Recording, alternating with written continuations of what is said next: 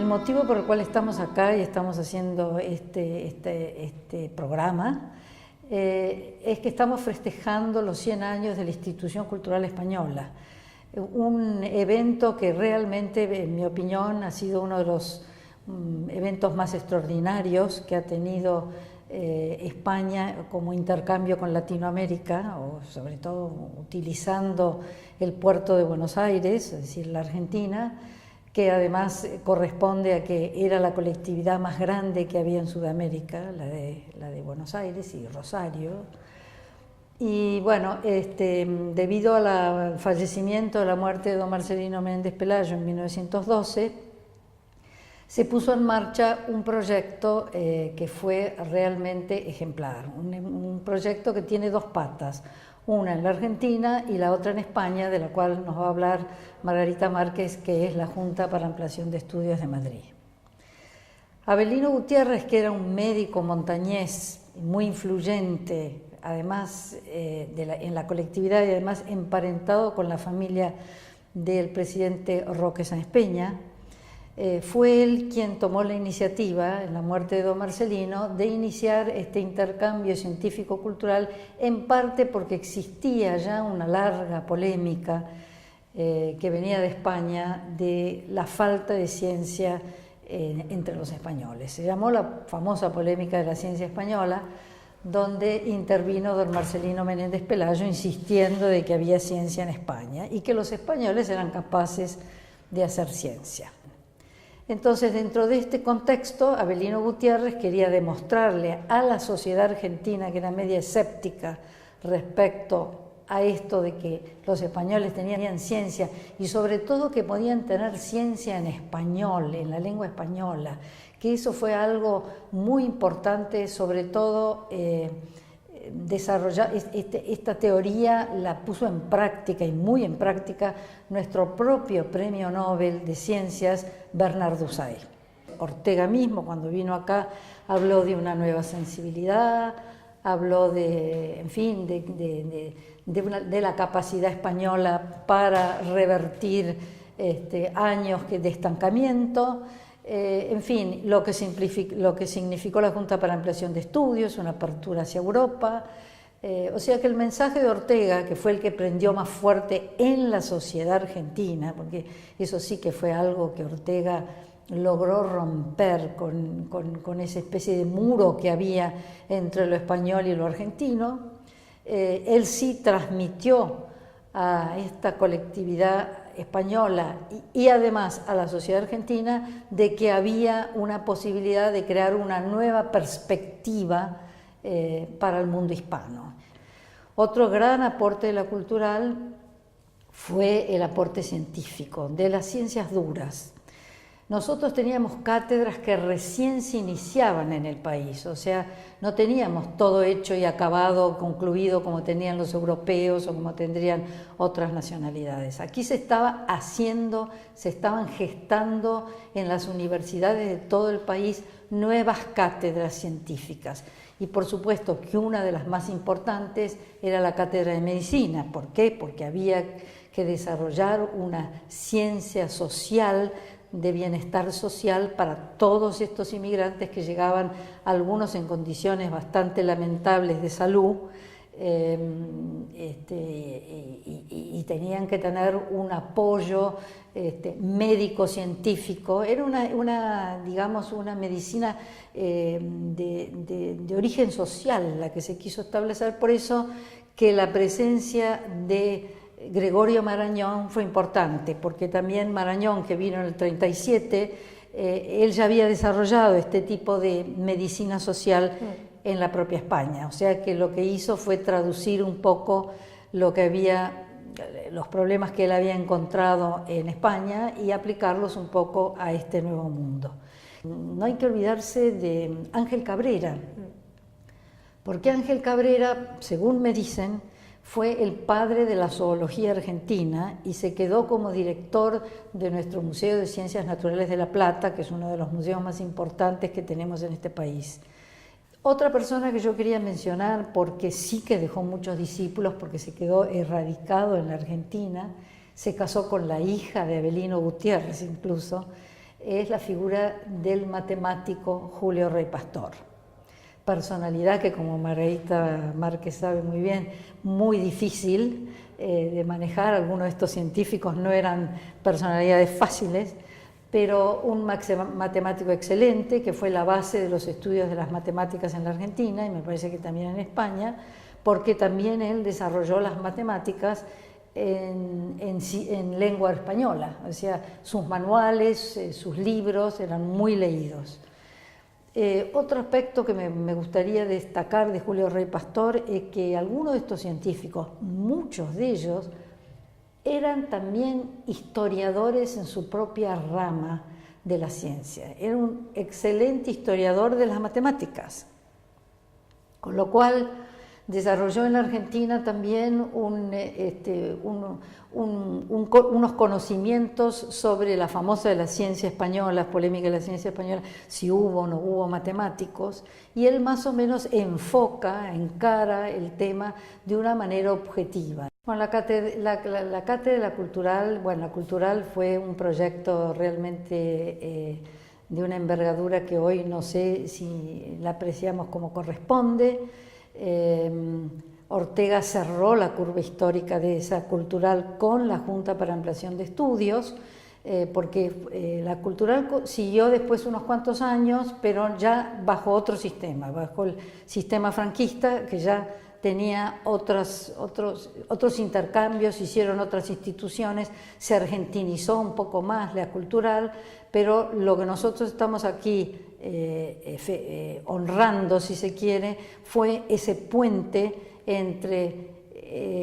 la cultural y la Junta para Ampliación de Estudios. Por eso en el 42 ya Ortega es como que cierra esa etapa, esa gran etapa de la institución cultural española. Y yo le voy a pedir a la profesora Margarita Márquez que ella nos amplíe todo este panorama desde el punto de vista de lo que fue la Junta para Ampliación de Estudios, sin la cual la institución cultural española no hubiese podido sobrevivir. Eso lo reconocían los propios presidentes de la cultural. Son dos instituciones que hicieron un puente, como tú bien has dicho, pero después crearon un tejido que es indisoluble completamente. No son dos historias, es una, pero con dos inicios de historia. En 1907, 7 años antes de que por fin consolide por estatutos la institución cultural, nace la Junta para la Ampliación de Estudios. Sí se ha dicho, como tú bien has comentado antes, que tiene un sesgo institucionista. No es exactamente la institución libre de enseñanza, la Junta para la Ampliación de Estudios e Investigaciones Científicas. Es un organismo gubernamental, la puso en marcha el ministro de Instrucción Pública y Bellas Artes, Gimeno, en el año 7, como he dicho, para salir de ese aislamiento en el que estaba España de manera cultural, científica y educacional. Pertenece a toda la obra de los regeneracionistas, entre los que están, por supuesto, el krausismo, pero también otras personas como Ramón y Cajal o Menéndez Pelayo. De hecho, la institución cultural española la va a presidir desde su fundación, la Junta para Ampliación de Estudios la preside desde su inicio en 1907 Ramón y Cajal hasta su muerte en el año 34. Habrá un segundo presidente que es Bolívar, Ignacio Bolívar, que estará del 34 hasta su disolución, o mejor dicho, su puesta en marcha por el régimen franquista ya con el nombre de Consejo Superior de Investigaciones Científicas en el año 39. La Junta para Ampliación de Estudios nace con ese propósito de volver a tener un papel en el mundo cultural, científico y educativo en el mundo, y así va creando diferentes instituciones dentro de España, pero también hacia afuera. Entre las más importantes son las que nacen en 1910, están la Residencia de Estudiantes que crea Alberto Jiménez Fraud, está también los laboratorios dependientes de física, matemáticas y química, y están el Centro de Estudios Históricos, y estará también los pensionados y becas al extranjero, en las que se beca a científicos consagrados, pero también noveles españoles hacia afuera, bien hacia Europa o bien hacia América, y, por supuesto, a grandes nombres de la cultura y la intelectualidad europea y americana para que vengan a España. En años sucesivos va llegando, gracias a la Junta que lo impulsa y a la institución que lo recibe, los grandes científicos e intelectuales españoles que han sido preparados previamente en pensionados a lo largo y ancho de Europa, de esa Europa de Alemania y Francia que se está rehaciendo a sí misma. Así el matemático Julio Rey Pastor llega en el año 17 y luego irán otros grandes intelectuales. Has nombrado a Américo Castro, no viene solo a dar una cátedra, viene porque entonces el rector de la Universidad de Buenos Aires, Ricardo Rojas, hace y crea un excelente centro de filología donde Américo Castro será el primer director del departamento y el segundo, Agustín Millares Carló, que además de ser un excelente latinista, era también un gran filólogo. Crearán una escuela significativa y muy importante dentro de la lengua en español. Y se irán viniendo, al principio es uno por uno y después llega un momento en que hay hasta 6 cátedras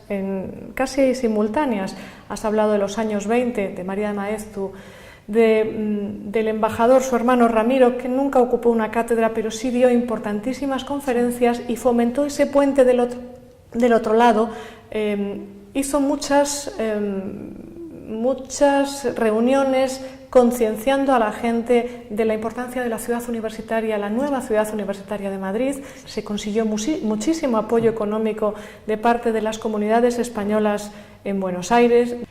No solamente los argentinos fueron a Barcelona, sino en ese año de la exposición del 29, sino que también Barcelona, pero también Cataluña, los catalanes, viajaron encomendados por la Junta para Ampliación de Estudios y recogidos de nuevo por la Institución Cultural Española a fomentar su pensamiento científico como el de Augusto Pi Sunyer o pensamiento filosófico, educacional y literario como fue el de Eugeni Dors. No quiero olvidar a los científicos que pasaron por la Junta para Ampliación de Estudios. He nombrado a Moles, también Rodríguez Lafora, lo has mencionado, es uno de los que trae el psicoanálisis a Argentina y toda la teoría psicoanalítica la desarrolla,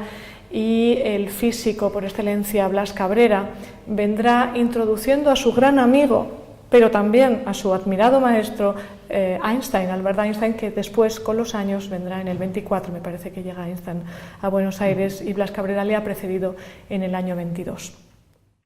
El caso de María de Maeztu es singular en todo. Ella es la primera mujer y sin duda alguna, la primera pedagoga española. María de Maeztu, yo no dudo en decir que es un caso tremendamente malogrado, muy trágico. Su potencia intelectual es muchísimo mayor de la que dio de sí. Naturalmente es el problema de la mujer en ese momento. Ella es la primera mujer, la primera feminista realmente contundente en España, a través de, sobre todo, las 3, pero ya las 4, habría que decir. Su escuela ya de Bilbao, desde 1902, es un anticipo y en una también concomitancia muy grande, por ejemplo, pero también muchos anticipos con ideas de María Montessori, muy interesantes. Pero, en fin, de conjunto yo diría que María de Maeztu, por situarla bien, ella vive simbólica y trágicamente, nace un 18 de julio de 1881, muere en 1948, en enero, Mar de Plata, y es tú lo has señalado, ¿no?, como ella hace una cierta mezcla de Ortega, la razón vital, y de la idea de la hispanidad de Ramiro de Maeztu. Bueno, así como a ella la potencia mucho Ortega, y toda la filosofía orteguiana, y desde luego el maestro común que tienen en Marburgo durante 2 semestres, son condiscípulos, cosa que no se suele poner de relieve, Ortega y María de Maeztu, lo que a su vez está indicando algo ya muy importante en María de Maeztu, y muy sorprendente en esa España, es decir, el dominio de idiomas que tenía María de Maeztu. Es decir, ella hablaba correctísimamente inglés, por su origen, por su madre, francés, alemán, italiano, es decir, era una verdadera políglota. Su escuela, una escuela tremendamente moderna en Bilbao, en el barrio de las Cortes, barrio de los más pobres Por supuesto, la residencia de señoritas, ese nombre tan difícil de lograr en su momento, que ya ellos mismos eran conscientes de lo cursi que podía sonar, pero bueno, donde hizo una labor inmensa desde 1915, el propio Instituto Escuela, y por supuesto en la Junta de Ampliación de Estudios. Ella es la primera mujer también en entrar en la Junta de Ampliación de Estudios en 1913 por Ortega. En la multitud de congresos a los que asiste, la cantidad de universidades, al final es nombrada por varias, doctora honoris causa, pero ella acaba escribiendo muy poco y al final se apodera Ramiro de Maeztu de ella. Y ya, bueno, para mí sus dos mejores obras, la historia de la cultura europea, del 38, parece que es, ahora dudo, pero sí, es estando aquí ya en Argentina, el 40, y desde luego la antología final, y desde luego ya la recopilación que ella hace de todos los artículos y escritos de su hermano, y el espléndido prólogo que le pone. Pero todo esto a mí me ha llevado siempre a pensar cómo es un caso, hombre, y siempre a la sombra de un varón. Y yo me sumo a lo que decía Madariaga, que de la familia Maeztu, verdaderamente la que tenía la mente mejor organizada era María.